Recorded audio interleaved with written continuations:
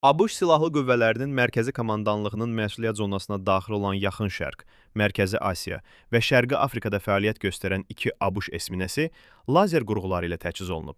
Bu barədə The Warzone portalı məlumat yayıb. Məlumata görə, USS Spruance esminəsi Abraham Lincoln aviadaşıyıcı zərbə qrupunun tərkibinə daxildir. USS John Finn isə Hind okeanında döyüş növbətçiliyi həyata keçirir.